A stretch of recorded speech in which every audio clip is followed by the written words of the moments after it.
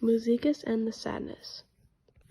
Mount Olympus had been taken over by a terrible sadness. Gods all over had become weak, powerless, and had succumbed to the sadness. Even Mousikeus, the god of music and joy, had become so weak he could barely move. Mousikeus was the son of Apollo, the god of music, and Talia, goddess of comedy. He was normally very joyful, singing and dancing, but ever since the sadness took over, he could not bring himself to even move. When everyone around him is happy, he is a super muscular god who can lift anything and everything. However, when the world around him is sad, dark, and desperate, he loses that strength. One day, Mousikeus heard from talk around the other gods that the cause of the sadness was Oisis, the goddess of misery. Mousikeus thought nobody would be able to take her down with the state everyone was in, except of course her allies, who weren't affected by the sadness. He continued on his days, depressed and weak, until his father called on him to meet him. Apollo told his son to venture out and find Oisis where the mortals live, defeat her, and rid the heavens and the world of this sadness. Mousikeus refused because it was his first prophecy, and he was in no state to take that on. He was weak and scared. Despite Mousikeus' refusal, Apollo did not give up. He badgered and badgered Mousikeus, however, he did not budge. Apollo was torn. He couldn't go himself, because he knew that this required strength.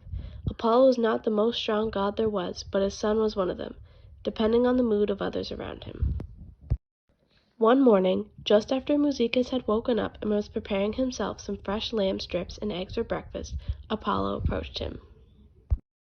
He started to compliment Mousikeus on his looks, like his hair, his electric blue eyes, just like his mother's, but especially his strength.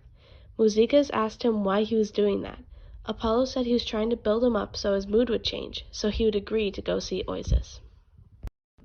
If looks could kill, the one Mousikeus gave his father would have. He angrily asked why he didn't just go himself if he wanted someone to go do it. Apollo explained that you needed strength to go there, and not just the physical kind, the emotional and mental kind, the kind that Mousikeus had. Mousikeus said he would think about it and walked out of the kitchen. Mousikeus sought out Terpsichore, goddess of dance, for wisdom. Terpsichore offered to help him decide by training him to keep strength even if there was sadness around him. Mousikeus was struggling, but Terpsichore wouldn't give up on him. One day, Mousikeus agreed to accept his father's request. With Terpsichore by his side, Mousikeus embarked on his long journey. To get to where the mortals live, they had to climb down Mount Olympus. The journey was very long, but Mousikeus was determined. He wanted to impress his father with his first mission. After 10 long days of exhaustion, Mousikeus and Terpsichore encounter Harpocrates, the god of silence. Harpocrates has a reputation of being a close ally to Oisis. Mousikeus had to approach with caution. Mousikeus tells Harpocrates about his mission and asks for his help to find Oisis. Harpocrates agrees on one condition. Mousikeus has to beat him in a battle. Harpocrates thought this would be easy, considering the sadness was affecting Mousikeus much more than it was affecting him.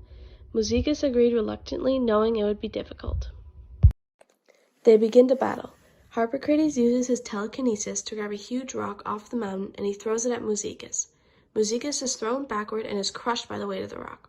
Harpocrates thought he had won. However, slowly but surely, Mousikeus pushed the rock off himself.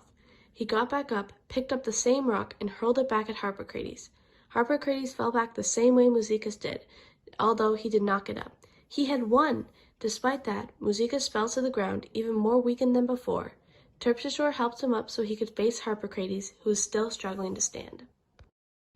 Harpocrates tells Mousikeus that Oisis was about 20 kilometers north from the base of the mountain.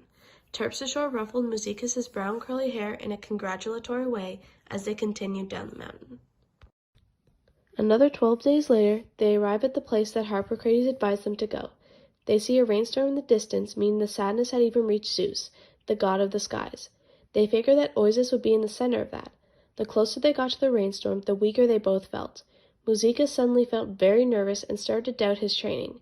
Terpsichore, though she was feeling very weak herself, reassured him and reminded him that he needed to do this for the sake of all the other gods. They arrived at the center of the storm, and sure enough, there was Oisis. Mousikeus was weakened to the point of falling to his knees once he got so close to Oisis. Mousikeus looked up at Terpsichore, and even though she had not fallen to her knees, he could tell she was feeling exhausted and weak. Nevertheless, she helped Mousikeus stand up and offered to help him regain his strength. Despite his feebleness, Mousikeus thought he should do this on his own because that is what his father wanted. Mousikeus approached Oisis, slowly but surely. Once in close enough range for Oisis to hear him, he yelled at her, over the wind and rain, and commanded her to stop her misery. She denied him and said she couldn't just stop and she needed to feel her emotions. Mousikeus, now tired and sopping wet, lost his temper and lunged at Oisis. She swiftly backed out of the way. She picked up a nearby tree trunk, she was strong enough to do this because of all the sadness, and threw it at Mousikeus. He managed to avoid it, however it missed his head by an inch, causing him to fall to the ground. Oisis thought she had won because he was not getting up. He thought he was done as well, but suddenly he heard his dad in the back of his mind, encouraging him. Mousikeus picked himself up, breathing heavily and now sweating on top of the dripping wetness from the rain, and while Oisis, who was celebrating as much as a person who always felt depressed can, lunged at her once again. Mousikeus pushes her from behind, causing her to fall onto her face. Mousikeus stood up and looked at Oisis. He thought it would feel better than this. He had beat the goddess of misery, although somehow he still felt empty. Terpsichore came up behind him and hugged him. She was overjoyed now that the sadness was clearing. Mousikeus looked back at Oisis and he couldn't help but feel bad. He let go of Terpsichore and returned to Oisis' side to help her stand up. He couldn't help but feel his own sadness was not banishing, but rather amplifying. Oisis noticed he looked sad and asked what was wrong. She looked surprised that he was looking so upset. He explained that he doesn't feel that eliminating sadness in the world and in the heavens is the right thing to do. He realized that sadness and joy need to coexist in the world. He and Oisis made a deal not to let their emotions take over the world, and all three of them started the long journey back up Mount Olympus. When they reached Harpocrates once again, he was surprised to find Oisis with them. First of all, Harpocrates apologized to Oisis for betraying her. Second of all, he asked Mousikeus why Oisis was with him. Mousikeus explained that they had made a deal to let both their emotions exist in the world without letting either one take over the world. Harpocrates was confused, but he understood. After they visited with Harpocrates, they continued their walk up Mount Olympus. Mousikeus realized that after he experienced such great sadness, he was more appreciative of the little things, like the sun after the doom and gloom, the cool breeze after the relentless wind and rain, the laughter of his friends as they walked alongside him. He looked back fondly at all the days filled with singing and dancing. However, his thoughts were interrupted by his friends' exclamations as they finally approached their friends and family on Mount Olympus, who were shouting and cheering. However, they stopped when they caught sight of Oisis. Apollo hurried up to Mousikeus, being as discreet as possible. He asked why Oisis had returned with them. Apollo was furious that Mousikeus hadn't defeated her and eliminated sadness forever. Mousikeus explained loud and clear so that everyone could hear that to be as happy as we could ever be, we need to be sad sometimes so we can appreciate the happy moments even more.